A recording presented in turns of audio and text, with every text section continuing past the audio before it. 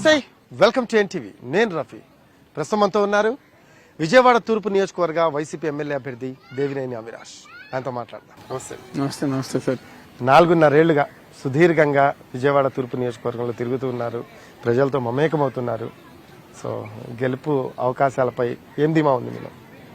ఖచ్చితంగా రేపు జరిగే ఎన్నికల్లో తూర్పు నియోజకవర్గంలో వైఎస్ఆర్ కాంగ్రెస్ పార్టీ జెండా ఎగరేస్తామని చెప్పని ధీమా, ధైర్యం, నమ్మకం బలంగా ఉంది. ఈ 4.5 సంవత్సరాల కాలంలో తూర్పు నియోజకవర్గంలో మేము చేసిన అభివృద్ధి కార్యక్రమాలు, సంక్షేమ పథకాలే మా బలం. ఈరోజు ఏ ఇంటికి వెళ్ళినా, ఏ గడప తొక్కినా జగన్మోహన్ రెడ్డి గారు చేసిన సంక్షేమ కార్యక్రమాలు, అదేవిధంగా తూర్పు నియోజకవర్గంలో 674 కోట్ల రూపాయలతో మేము చేసిన అభివృద్ధి కార్యక్రమాలే మా బలంగా. అంతమేర అభివృద్ధి జరిగిందా అంటే మీరు అంటున్నారు 650 కోట్ల అభివృద్ధి అని. జరిగిందా అంటే ఏం చెప్తారండి? తప్పకుండా జరిగిందండి. ఏమన్నా చెప్పగలరా దానికి? చాలా. ఈరోజు ఈ ప్రాంతంలో మనం నుంచున్నాం, చూసారా రిటైనింగ్ వాల్. ఇదివరకు ఇదే ప్రాంతంలో 1,00,000 క్యూసెక్లు నీరు వస్తే, వరదలు వస్తే మీ ఎదురుగా ఉన్న ప్రాంతంలో అంటే కరకట్ట ఇళ్ళు కానివ్వండి, పునరావాస కేంద్రాలకు వెళ్ళేవారు. నీళ్ళన్నీ గారు ఇల్లంతా గారు నీళ్ళు వచ్చేసి ఒక పక్క సామాన్లు, ఇంకో పక్క చంటి పిల్లల్ని మోసుకుని పునరావాస కేంద్రాల్లోకి వెళ్ళేవారు. చాలా సందర్భాల్లో మీకు ఇప్పటికీ ఆ విజువల్స్ కానివ్వండి, అంటే వాళ్ళ పరిస్థితి మనం మాటల్లో చెప్పలేని గోచరంగా ఉండేది. ఎన్నో ఇబ్బందులు, ఎన్నో కష్టాలు పడేవారు. కానీ ఈ రోజు 10 లక్షల క్యూసెక్లు నీరు వచ్చినా ప్రశాంతంగా గుండె మీద చెయ్యేసుకుని నిద్రపోయే విధంగా చేసింది జగన్మోహన్ రెడ్డి గారి ప్రభుత్వం, వైఎస్ జగన్మోహన్ రెడ్డి గారు. ఇదే ప్రాంగణంలో శంకుస్థాపన కార్యక్రమంకి వచ్చారు 2021. మళ్ళీ సంవత్సరం తిరగకుండానే ఈ ఫేస్ ఓవరాల్ రిటైనింగ్ వాల్. మీకు జగన్మోహన్ రెడ్డి గారు గొప్పతనం చెప్తాను. ఈ శంకుస్థాపనకు వచ్చినప్పుడు ఈ ఒక పక్క ఎందుకు, అవతల పక్క గారు కట్టేద్దామని చెప్పని అప్పటికప్పుడు 150 కోట్లు శాంక్షన్ చేసి అవతల పక్క రిటైనింగ్ వాల్ గారు శాంక్షన్ చేసి అది స్టార్ట్ అయిపోయింది. మొత్తం పూర్తి అయిపోయింది.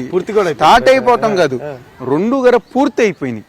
అంటే ఈరోజు ప్రజల కష్టాలు తెలిసిన నాయకుడిగా ఆ రోజు వారధి మీద పాదయాత్ర చేస్తా ప్రజానికం పడుతున్న ఇబ్బందులు గమనించి నేను అధికారంలోకి రాగానే రిటైనింగ్ వాల్ కడతానని చెప్పి ఇచ్చిన మాట ప్రకారం నిలబెట్టుకున్నారు. గద్దె రామ్మోహన్ గారు మేము చేశాము, మా చంద్రబాబు హయాంలోనే ఇవన్నీ శాంక్షన్ అయినాయని తను క్లైమ్ చేసుకునే ప్రయత్నం ఎందుకు? సార్ ఇప్పుడు అంటే నేను చెప్తున్నా కదా, వాళ్ళ రాజకీయం ఒక అబద్ధాన్ని పదే పదే చెప్తే నిజం అవుతుందని చెప్పిన భ్రమలో ఆ రోజు చంద్రబాబు నాయుడు ఉంటారు, ఈ రోజు గద్దె రామ్మోహన్ గారు ఉంటారు.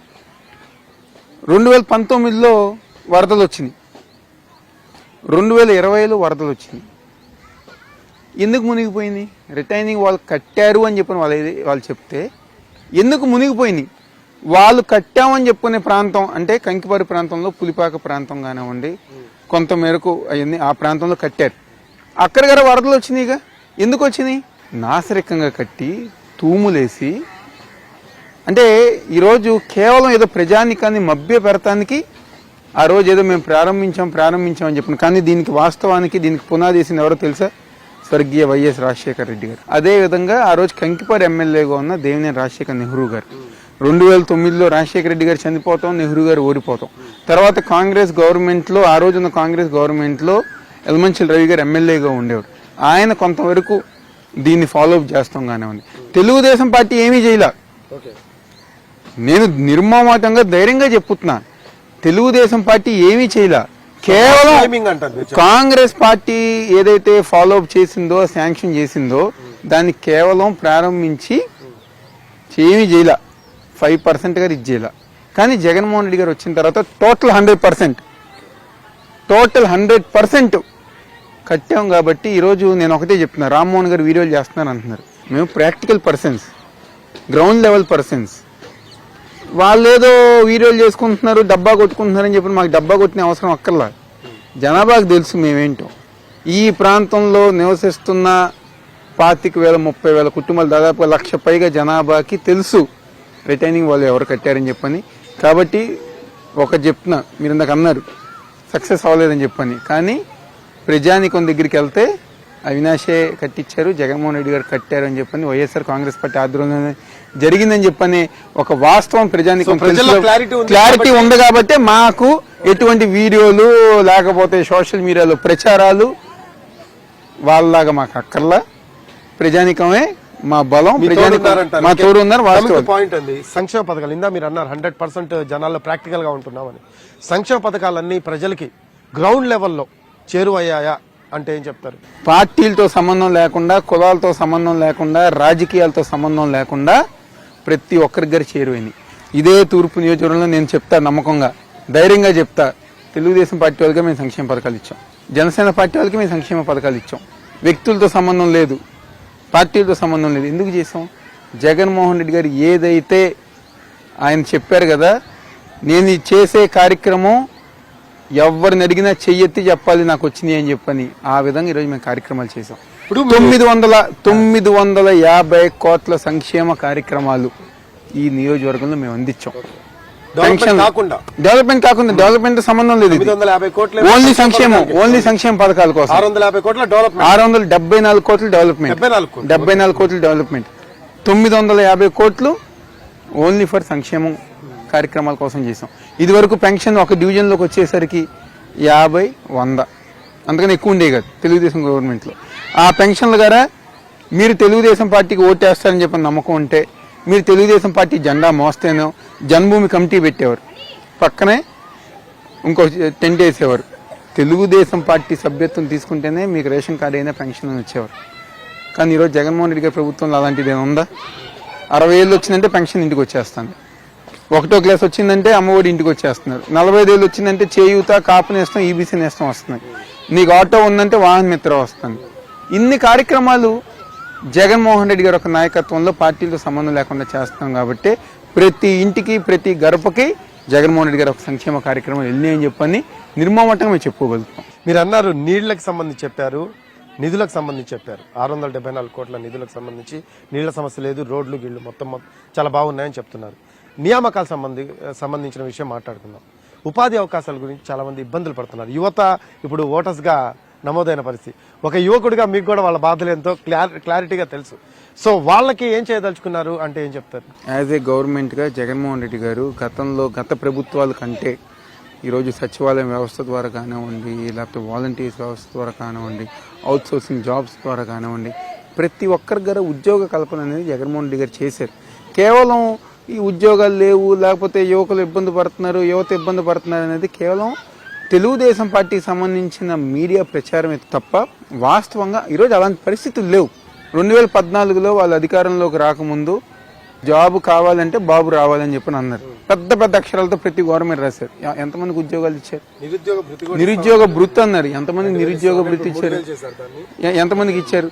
అయ్యే పథకాలు, మా పథకాలే కాపీ కొట్టి, అంటే ప్రజానికాన్ని ఎంతవరకు మోసం చేద్దామని చెప్పిన ఒక ఉద్దేశంలో తెలుగుదేశం పార్టీ వాళ్ళు ఉన్నారు. విజయవాడ తూర్పుకి మీరు ఇన్ఛార్జ్ అండి, ఎమ్మెల్యే కాదు. ఎలా సాధ్యమైంది 674 కోట్ల నిధులు తీసుకురావటం, దానికి సంబంధించిన డెవలప్మెంట్ యాక్టివిటీస్ లో పార్టిసిపేట్ చేయడం అనేది అంటే ఏం చెప్తారు? జగన్మోహన్ రెడ్డి గారే కారణం. ఓకే, మీరు ఇన్ఛార్జ్ గా ఉన్నారు కాబట్టి మీకు సంబంధించి ఏమన్నా అడిగితే డెవలప్మెంట్ వైజ్ వెంటనే విత్ ఇన్ మినిట్స్ యాక్సెప్ట్ చేసేవారు.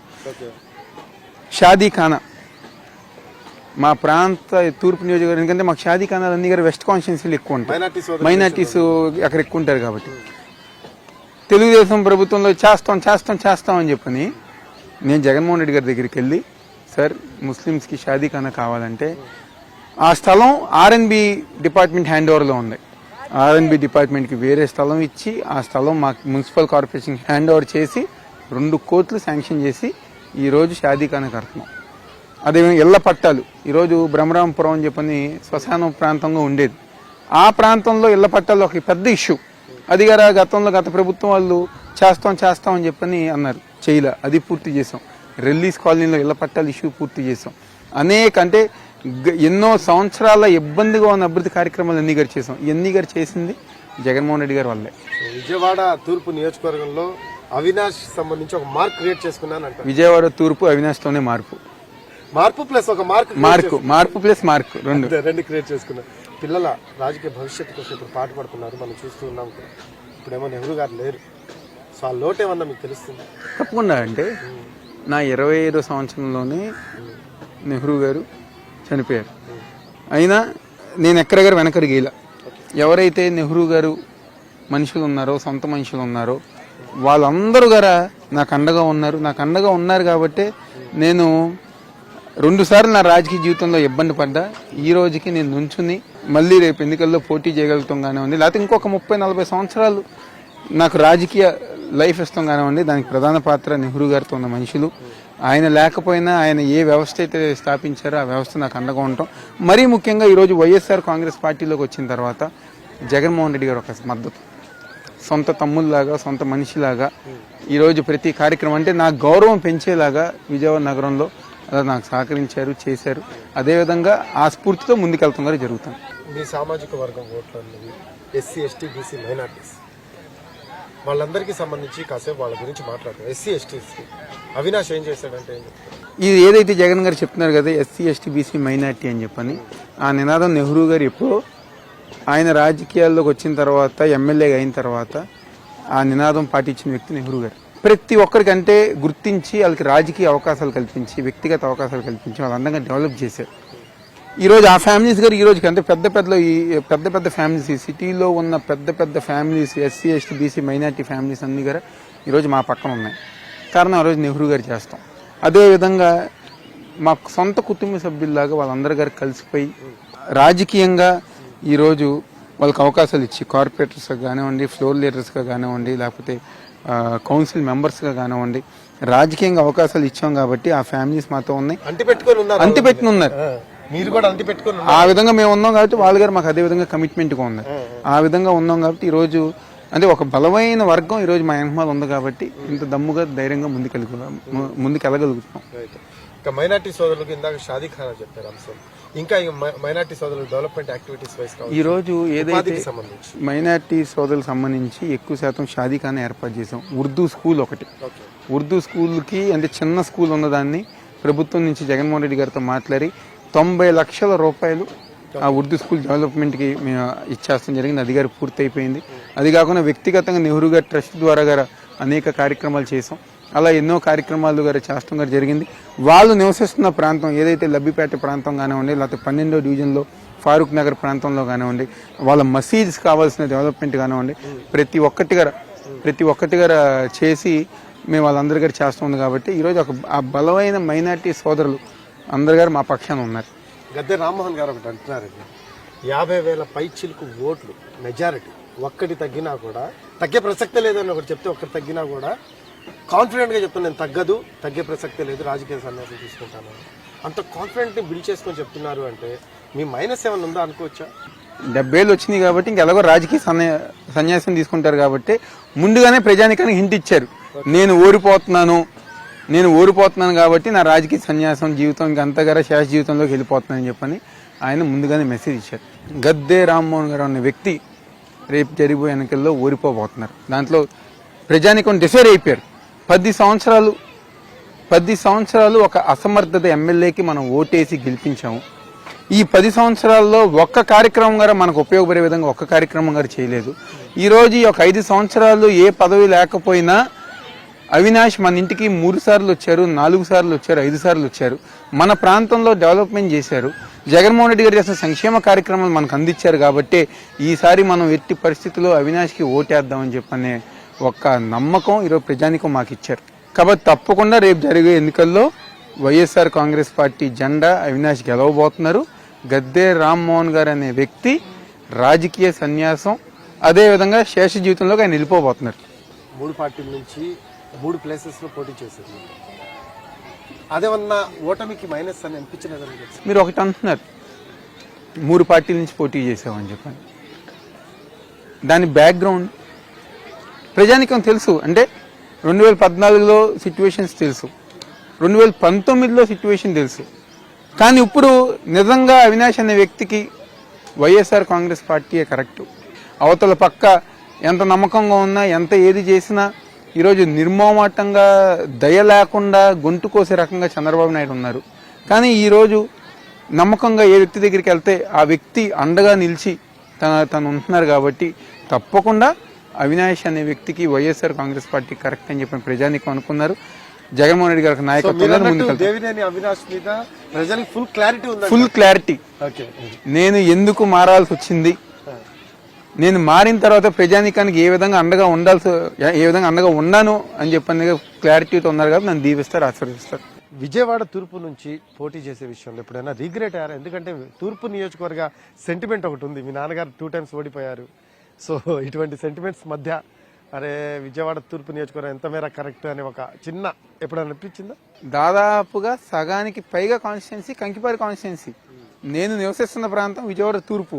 నా ఇల్లు తూర్పు. నేను పుట్టింది ఇక్కడ, పెరిగింది ఇక్కడ, చదువుకుంది ఇక్కడ. నాకు ఇంకా దీంట్లో సెంటిమెంట్ ఏంటి? నెహ్రూ గారి సెంటిమెంట్ ఏంటి? 5 సార్లు శాసనసభ్యుడిగా ఈ ప్రాంతంలో ఎన్నికయ్యారు ఆయన.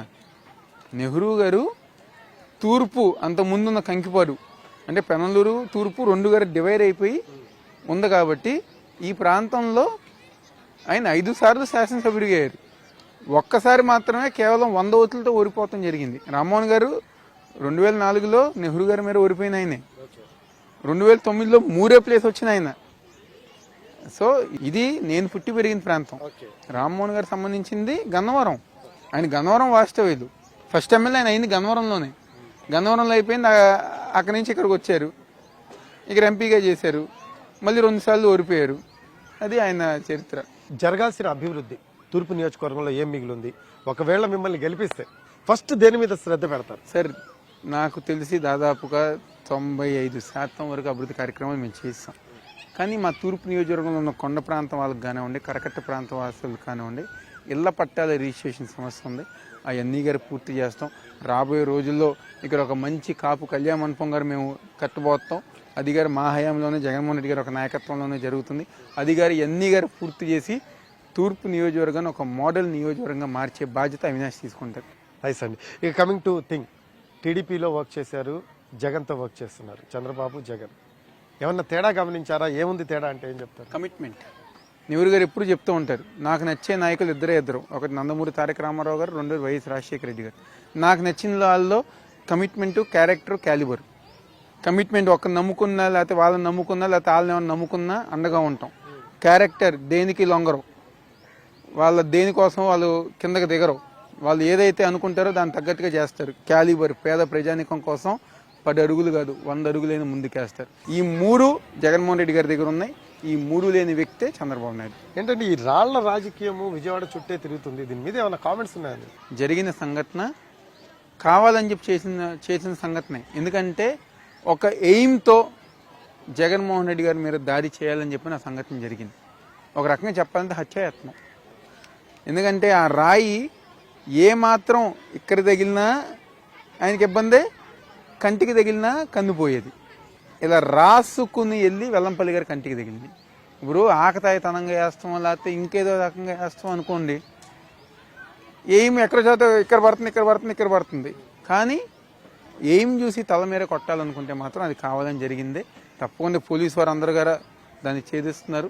తప్పకుండా ఎవరైతే నిందితు చేశారో దాని వెనకమాల ఉన్న వాళ్ళందరూ కూడా బయటకు వస్తారు. దేవినేని అవినాష్ గెలిస్తే విజయవాడ తూర్పులో రౌడీజం రాజ్యం వెళ్తుంది అంటున్నారు. దీని మీద ఏమైనా కామెంట్స్ ఉన్నాయా మీకు? సార్ నేను 10వ తరగతి దాకా విజయవాడలో చదువుకున్నాను. తర్వాత నేను పూణేకి వెళ్ళా, తర్వాత ఢిల్లీలో చదివా, లండన్లో MBA చేసి వచ్చా. ఈ రోజు వరకు నా మీద ఒక్క కేసు అన్న ఉందా? నా మీద ఏదో రౌడీదో అంటారు, గూండా ఏదో అంటారు, భూ కబ్జాలు అంటారు. ఒకటి చెప్పండి. చివరికి నా మీదే కాదు, నెహ్రూ గారి మీద కూడా ఒకటి చెప్పండి. అంటే కావాలని చెప్పని ఒక అబద్ధపు ప్రచారం, రాజకీయ లబ్ధి కోసం ఒక డైవర్షన్ పాలిటిక్స్. ఒక పక్క మేము చేసిన డెవలప్మెంట్తో మేము ముందుకెళ్తుంటే ఇంకో పక్క వాళ్ళు డైవర్షన్ పాలిటిక్స్ మా మీద చెప్పడానికి ఏం లేదు. నేను ఇప్పుడు చెప్పగలను, రామ్మోహన్ రావు గారి మీద కాల్ మనీ సెక్స్ కేసులో ఆయన పేరు వచ్చింది. 3:30 తర్వాత ఆయన వెళ్ళిపోయిన ప్రాంతంలో పేకాట ఆడతారు, IPL వచ్చిందంటే బెట్టింగ్ ఆడతారు. ఇది రామ్మోహన్ రావు గారు డైలీ దినచర్య. 3:30 తర్వాత నా మీద ఏ ఒక్క ఆరోపణ వచ్చిందా? కేవలం ఒక నింద మోపాలి, బురద జల్లాలి, ఆ బురద మేము దూసుకోవాలి. అలాంటి చిల్లర రాజకీయాలు రామ్మోహన్ గారు కానివ్వండి, లేదా తెలుగుదేశం పార్టీ వాళ్ళు చేస్తున్నారు.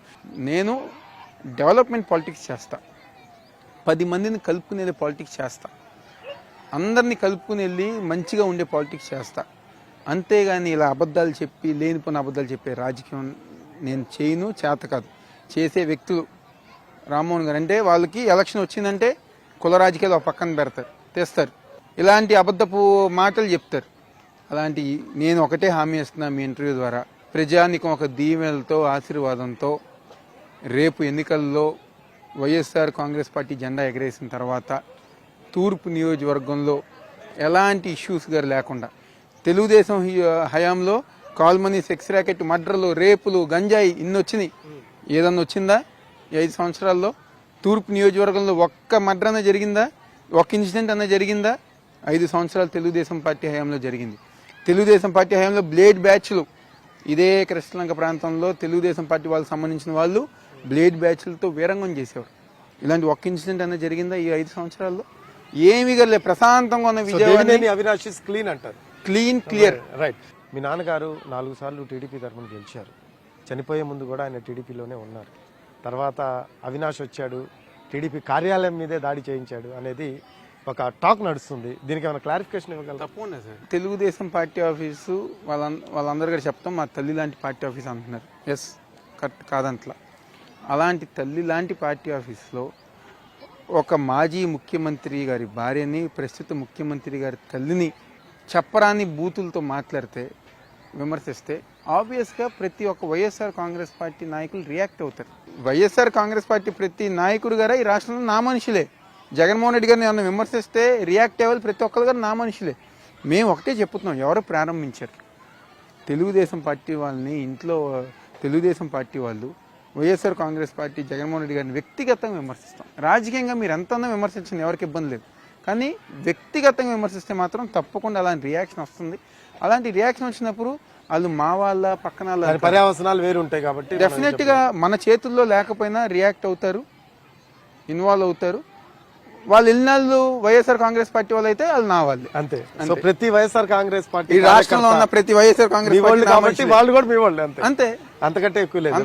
ఫైనల్ గా మీ విజయవాడ తూర్పు నియోజకవర్గ ప్రజలకు మీరేం చెప్తారు? ఈ 5 సంవత్సరాలు ఏ విధంగా అయితే జగన్మోహన్ రెడ్డి గారు ఒక నాయకత్వంలో అభివృద్ధి సంక్షేమ కార్యక్రమాలతో ముందుకు వెళ్ళామో, రాబోయే రోజుల్లో మీ అందరూ ఒక దీవెనలతో, దేవుడు ఒక ఆశీస్సులతో మళ్ళీ జగన్మోహన్ రెడ్డి గారు ఒక ప్రభుత్వంలో దీనికంటే ఎక్కువ రెట్లు అభివృద్ధి కార్యక్రమాలు, సంక్షేమ కార్యక్రమాలతో ముందుకు వెళ్తామని చెప్పని మీ అందరి గారు మాటిస్తూ, మీ బిడ్డగా ఏ విధంగా అయితే ఈ 5 సంవత్సరాలు ప్రతి గడప గారు తొక్కి మీ యొక్క కుటుంబ సభ్యుడిగా ఉన్నానో, రాబోయే రోజుల్లో కూడా అదే విధంగా ముందుకు వెళ్తాం గారు జరుగుతుందని సందర్భం చెప్తూ ఇది చేస్తాం. రైట్ అండి, థ్యాంక్ యూ. గెలవాలని మనస్ఫూర్తి కోరుకుంటున్నాం. సో ఒకసారి అవకాశం ఇవ్వండి. ఖచ్చితంగా మీ ఇంట్లో పిల్లవాడిలా ప్రతి అంశంలో మీకు అండగా ఉంటూ అభివృద్ధి మీద దృష్టి పెట్టి ఇంకా ఇంకా డెవలప్మెంట్ చేస్తాను అంటున్నారు దేవినేని అవినాష్ గారు. ఇది వాళ్ళ లీడర్. This is Rafi. నమస్తే.